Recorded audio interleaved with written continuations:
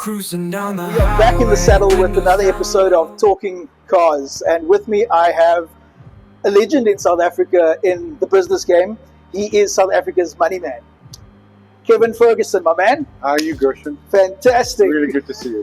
Thanks for the invite. It's been a while, but It's been a long time. yeah, we'll have a good catch up and talk some good stuff about cars. Let's try to. I'll try my best. Fantastic. So let's get straight into it. First question that I want to ask you: your roots. Where are you from? I was born in Wales. Wales. Yeah, educated in Somerset Ireland. Moved to Canada when I was 10. Grew up there. Got my license when I was 16. In Canada. In Canada. Wow. What was that like? It was great. Is it growing up in Canada? But that's But left-hand drive, eh? Yeah. Okay. Yeah. Yeah, it was fun. I mean, it was. I grew up in the country, so and it wasn't a police state then. Must So have been beautiful. it was fantastic. Freedom, absolute freedom. Freedom. That's a good word for it. That's what we crave. Yeah. Now everything is not so free. No, and especially online. Exactly. I mean, you rent a car, everybody knows you'll get text messages to slow down, Exactly. and you're not. You get this, the insurance won't cover this, and they won't that. It's like crazy. Exactly. Your first car, what was that? It was a Hyundai XL. A Hyundai XL. Yeah. Did we get that in South Africa? Probably not. How did it look? What was It was a 4-door sort of hatchback, blue. It was fantastic. Yeah. Well, most of my romantic memories are there. So the initial? yeah. The initial sort of, because as a kid you just park off and just fool around anywhere. everywhere. That's how we built, guys. That's how we built. Gen X. Yeah. After that, your subsequent cars that you've had, what are we looking at? I didn't get any cars then for a while. I sold that in '88, Okay. and then I came to London to play rugby and basketball. Wow. And I failed my driving license test 3 times in London. In London. I mean, the last time I was literally almost dragged the guy out and beat him to death because it was like, what the have I done wrong? Everybody parks. It's just impossible to get your license in London. I was just about to say, traffic in London is Absolutely crazy. So I got my license here when I moved out here in April '96, 96. and probably got my South African driver's license in '97. Wow. Okay. So you've been on South African roads for a while also, Yeah. and that's interesting. Any funny stories about your driving experiences in South Africa? That long. One, I think I'm a terrible driver because the current car I have a Maserati, and it's so big. Is it? It's so big. The Quadruporte is probably one of the biggest cars on the road. But that V8 though. Yeah, it sounds beautiful. Oh, it's the most beautiful sound I can get. And as a Quadruporte, I obviously have 2 children and a wife, so That makes sense. The space. yeah, the space makes. But then also when you want to put your foot flat, it's got more than enough grunt. It doesn't get pushed around on the road. Not at all. It does the pushing. How about that? It does. And you find that people get out of your way. Just like that. Yeah, I had to drive a rental car for a month while it was getting repaired, Oh yeah. and no one get out of your way. You're driving a Hyundai. I was going to ask, what did you drive? A Hyundai iX, I think what it's called. It's like a hairdryer with no grunt. Man, that's a shame actually. I think the other time that I had an M6, which was a stick shift, beautiful car. We called it the Batmobile. But that's like chicken teeth. You don't get those. You don't get those at all that often, especially in the stick shift. No. I think at the time it was the only one in the country. I just remember driving back from George one day and that thing cruising past 220. I shouldn't admit this, but I was young and stupid, and it overtook 30 cars in a row. Oh man! Put that thing in a Ford. And it probably felt like nothing though. No, I started laughing. It was like, wow, this thing has so much power. But now you see, this is the thing. If a car like that now is properly set up, it has just like all the comfort creatures that you could imagine, but it's got that grunt and speed as well. Speed feels like nothing. Like you reach 200, even 250 like that, and you don't feel anything. No, that's the danger though. That's the danger. It feels like you're doing about 150, 160. Exactly. When you're doing 120, it feels like you're doing 60 kilometers an hour. It's ridiculous. And so the speed fines? Yeah, I had a lot of speed fines. And the reason I got rid of it though was we talked off camera. Why did I get rid of it? It was the run flat tires. Oh, was that the reason why? Yeah, we had a building site up from my house. Yeah. And it seemed like every day I was getting a nail in the tire. Oh, and it was costing me $7,000 at that stage per tire. That's the thing, yeah. Those run flats are expensive. Yeah, and I went through 20 tires in 1 year.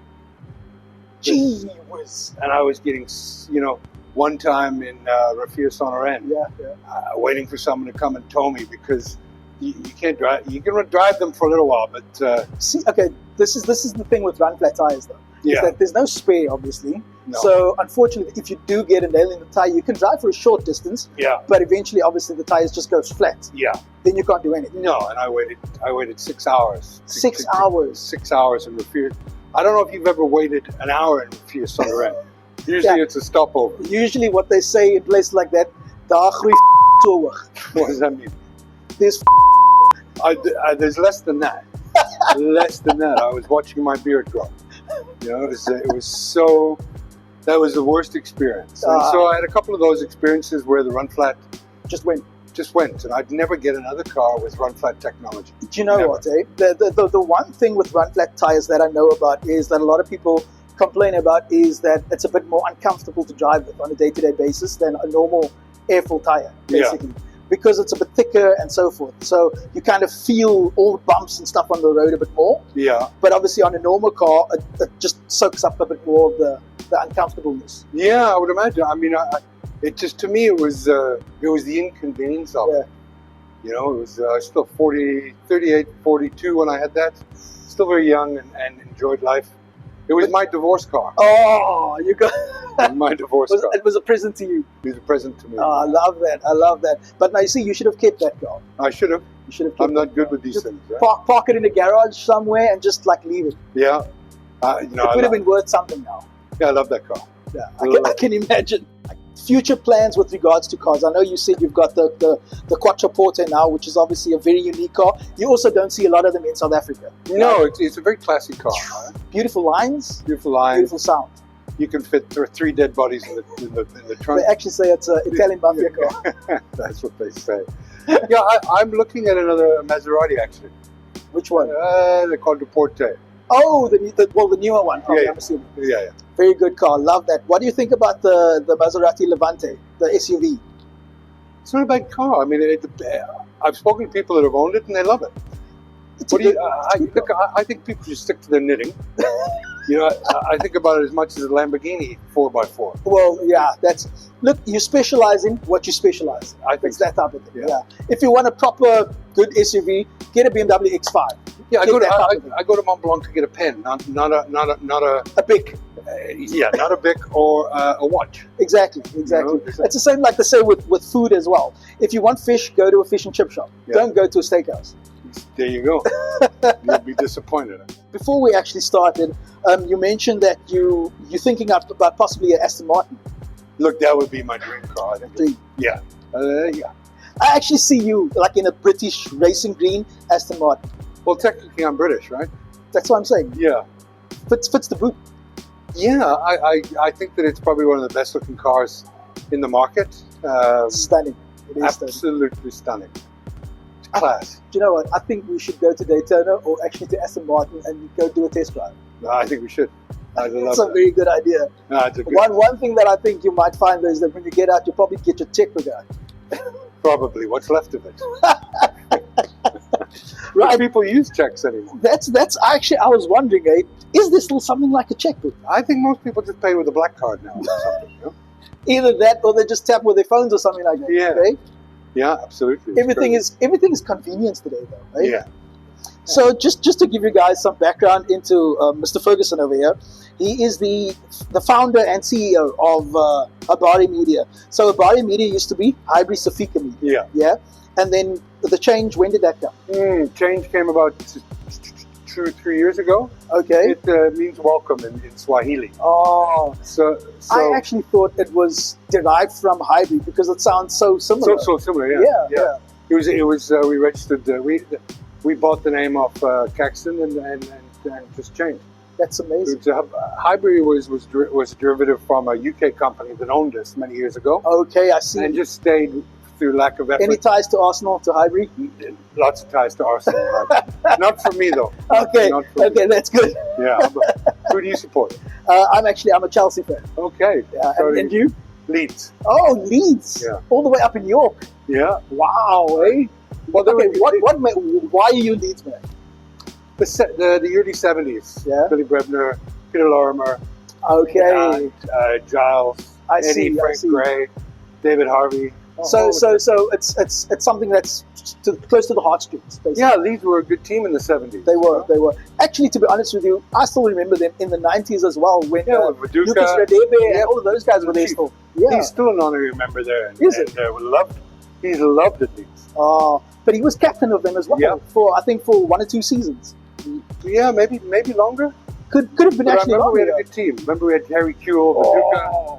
We had Harry Hart. Kuehl scored some insane goals back in the day. Yeah, I mean Gee Leeds whiz. were. Well, they beat Barcelona 4-0 in the I think quarterfinals of the Champions League. But you see, the thing, I think they played an attractive style of football back then. And I don't know, I haven't seen them play recently. I don't know if you've seen them. They just got promoted to the Premier Really? League. Yeah, Okay, so you're excited then for next season. for sure. Yeah, absolutely. You're going to go watch some games. I might treat myself. You know. It sounds like a plan. But yeah, I'm a Chelsea supporter, but I've always been a Chelsea supporter. What do you think of the World Cup soccer club thing that's coming up? I have mixed opinions about it. Mm. Right? I think on the one end, it's a good idea because it's strength versus strength. Yeah. But on the other end, I also think and feel that some of the lesser teams are going to lose out. Yeah, I just know what the motivation is to send a team there, other than the money. Well, that's exactly. That would be the only reason for the money. But what do you think about it? I think that it depends on what teams Bayern Munich send. Bayern Munich, Man City, All of those, PSG, Barcelona, Real Madrid, all of which teams they send. Which teams they send. Yeah. I think the team that would do well is a team like Paris Saint-Germain that have an easy schedule throughout the year. Yeah. They'd won the league a month previously. I agree with you. You see, but that's also because League or League One in France, it's not really competitive. That's the problem. No. Compare that to something like the Premiership. Oh God. You can't compare. Now that, like I said, they wrapped it up a month ago, and I'd fancy a team like a PSG to just absolutely annihilate everybody. Yeah. And I mean, the thing with leagues like obviously the Spanish league and those guys, there are at least 7 to 8 teams that can win it. To be honest with you. Well, how can you have a World Cup club championship without a Liverpool? Without a Barcelona. The concept of how they derive to the teams itself. Yeah. It doesn't make sense. No. It just does not make sense. No. So I honestly, it's just a money-making thing. Yeah, and it's another month out of the player's schedule. Whoever they're going to send, it's how serious the team's going to take it. So I hope they do. Exactly. It should set up to be a good competition. Also, I feel like with the bigger clubs that you're probably going to see them expand their squads quite a bit to actually cover that as well. Yeah. And tell me, you've probably heard about the rugby IPL league? That's a possibility. Yeah. What do you think about that? Not much.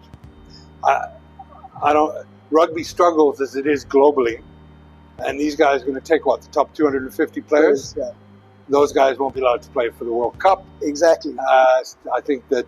I think they're talking about it's 2 months that they just out for the year or something like that. World Rugby will never endorse it, so I don't know. But stranger things have happened. These guys have good credentials in terms of their backers. I was just about to say their backers. Yeah. So, but that's the problem, though. Like, I don't know if you remember back in the day with the Packer series in Australia, the cricket and stuff. Yeah. I think it's obviously with the IPL now, it's something similar to that. Well, Rassie tried to do this as well years ago. Yeah. A breakaway. Exactly. I don't think it'll. I don't know. I don't think it'll be successful. I'm not interested in watching it. Because I don't even watch cricket very much anymore because how crazy is that though, eh? How often did you maybe used to go to Newlands to go watch a game? A cricket game? Back in the day. You go every summer. And how often have you gone now recently? Maybe once or twice. Zero. Yeah. I have no interest. See, now this is the problem that I have. Okay, I can't identify with the players, so exactly it's a revolving team bidding on this.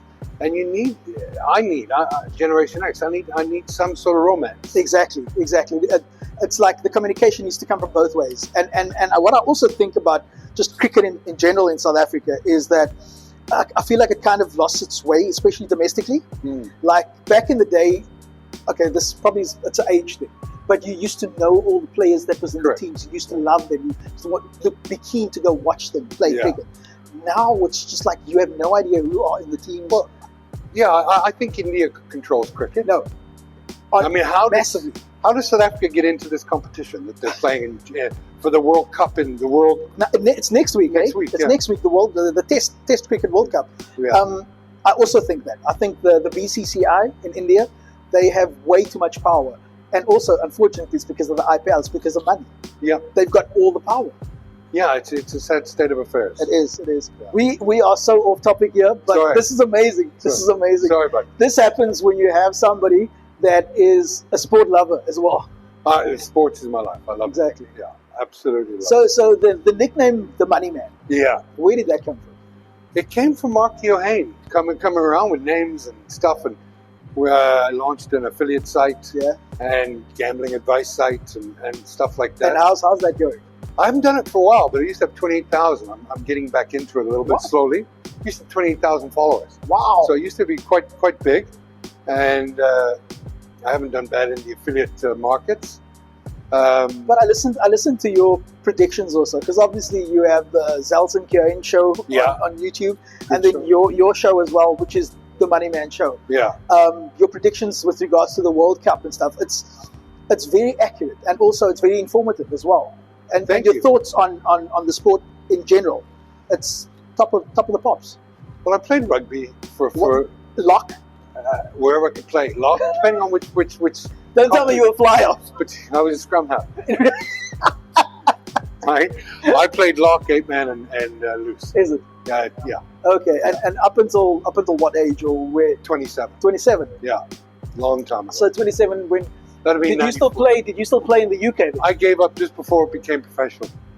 You know, so I used to get paid a little bit of money every month. Just like something for petrol that time. Yeah.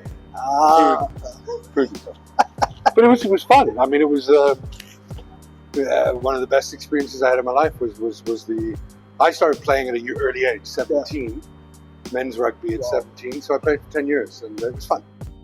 Kevin, this has been amazing. Thank you very much, Chris. We're going to head out on the road.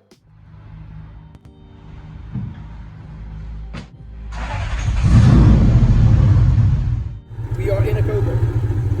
First impressions? Beautiful, eh? I'm going to Cape Town, Cobra, with a command.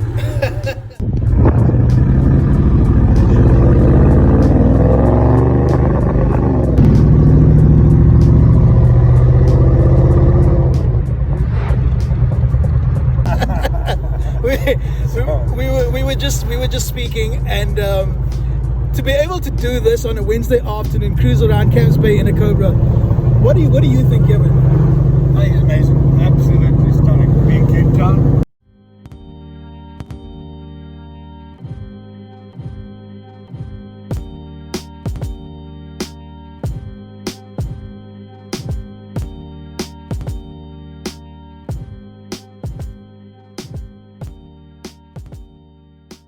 Cruising down the highway, windows down low.